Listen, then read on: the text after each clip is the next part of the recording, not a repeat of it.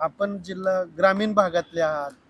ग्रामीण भागामध्ये म्हणजे शेतकरी कुटुंबात तुमचं सगळं आयुष्य गेलं, गावाकडे गेलं. शिक्षणही तुमचं जिल्हा परिषदेच्या शाळेतल्या गावाकडच्या शाळेत झालं. काय तुम्हाला वाटतं आता ह्या शाळा ज्या बंद पडतायत याविषयी तुम्हाला मनातून दुःख होतंय का? आणि त्या अगदीच कशा नावारूपाला आल्या पाहिजेत त्यासाठी पण उपाय सांगा. अगदीच मला ह्या गोष्टीचं दुःख होतंय की ग्रामीण भागातल्या शाळा ह्या बऱ्यापैकी शाळेत मुलं नसल्या कारणानं बंद पडत चालल्यात. शासनाचं धोरण आहे शाळा टिकल्या पाहिजेत, शाळा वाढल्या पाहिजेत, मुलांना चांगलं शिक्षण मिळालं पाहिजे. मोफत शिक्षण देते, फक्त आपल्याला शाळेत जायचे. फक्त काही लोकांचा असा समज झालाय की जिल्हा परिषद शाळा म्हणजे मुलांची प्रगती नाही. हा चुकीचा समज आहे. या समजामुळं ग्रामीण भागातील लोक या मुलांना आपल्या एक चांगलं शिक्षण मिळावं किंवा चांगलं व्हावं म्हणून गावातल्या सगळ्या शाळेतून काढून तुम्ही शहरात येताय. शहरात आल्यानंतर भरमसाठ पैसे भरताय आणि मुलांना शाळेत ऍडमिशन घेताय.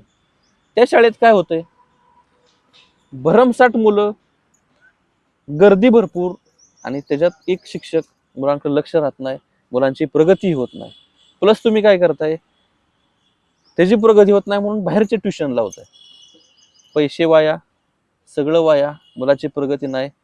माझ्या मते तुम्ही त्याच मुलाला जिल्हा परिषदेच्या शाळेत शिक्षण द्या. तिथला शिक्षक जेव्हा पाठ त्याच्यावर प्रेम करून, जेव्हा पाठ त्याच्यासाठी कष्ट घेऊन त्या मुलाला शिकवत असतो. आज कितीतरी तुम्हाला उदाहरणं बघायला मिळतील की जे सक्सेस झालेली जी काही व्यक्ती आहेत ह्या जिल्हा परिषद शाळेत शिक्षण घेतलेलेच आहेत.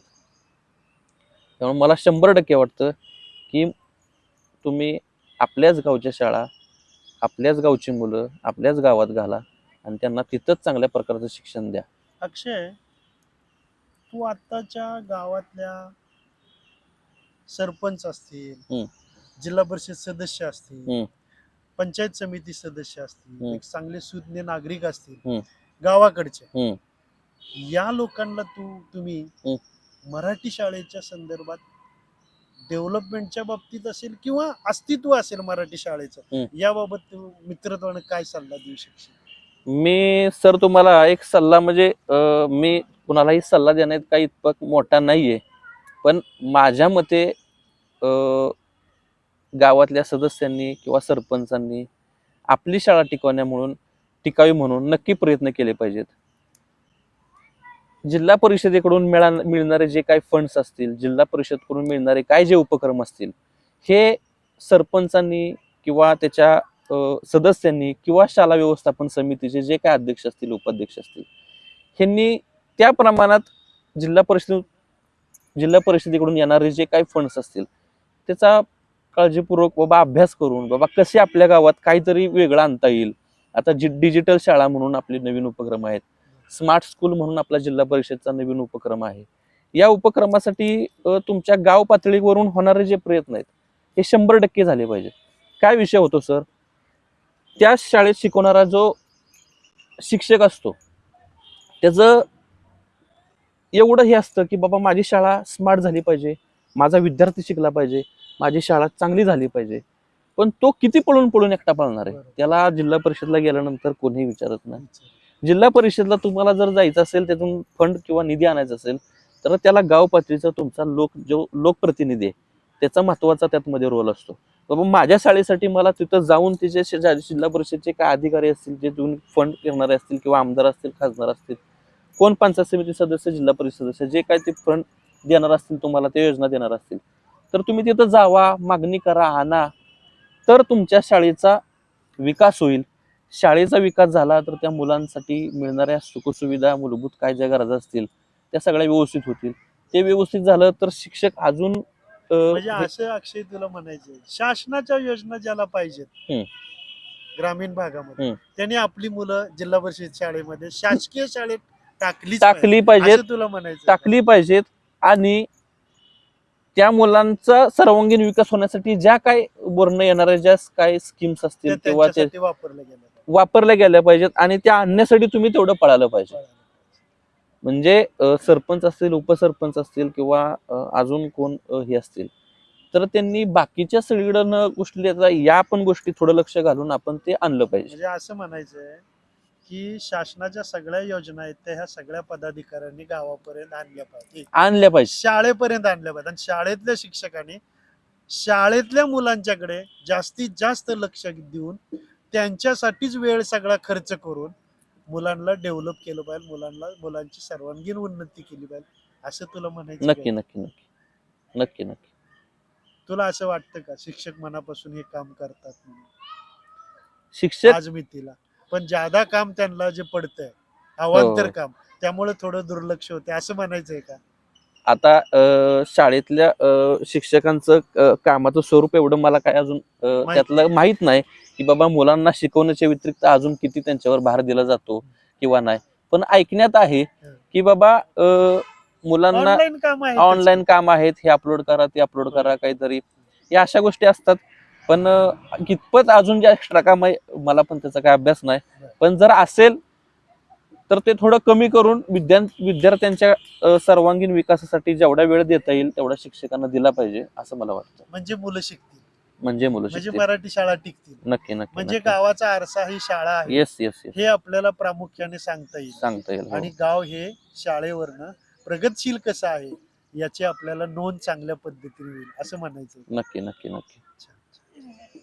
मस्त. अक्षय, तू जे काय सर्वांना उद्देशून आणि स्वतःच्या मनातली जी तळमळ सांगितली ही फार खूप छान आहे, वाकण्यासारखी आहे. कारण तू तुझं न पाहता तू दुसऱ्यासाठी जे मनापासून बोलतोय, करतोय, आज योगदान देतोय, याबद्दल मनापासून तुझं कौतुक नाही पण आहे. काय होतंय सर माहिती का, आज आपण ग्रामीण भागातूनच जन्म घेऊन या शहरापर्यंत आलो. पण ग्रामीण भागातल्या परिस्थिती आणि शहरातली परिस्थिती आज आपण बघतोय.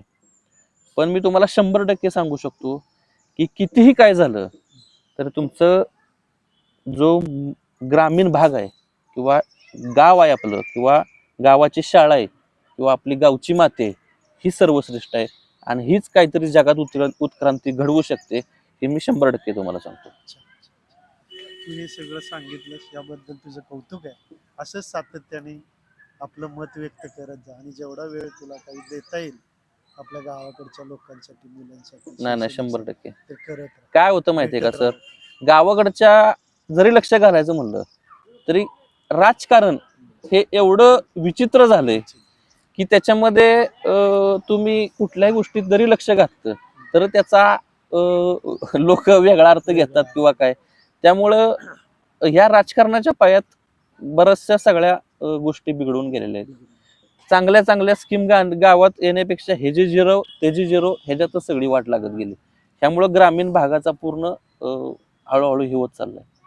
तरी सर्व लोकप्रतिनिधींनी आपल्या कुठलाही राजकीय हेतू एकमेकांशी न ठेवता गावाच्या विकासासाठी ज्या काही एकत्र येऊन ज्या काही योजना शासनाच्या असतील त्या आपल्या गावात आणाव्या.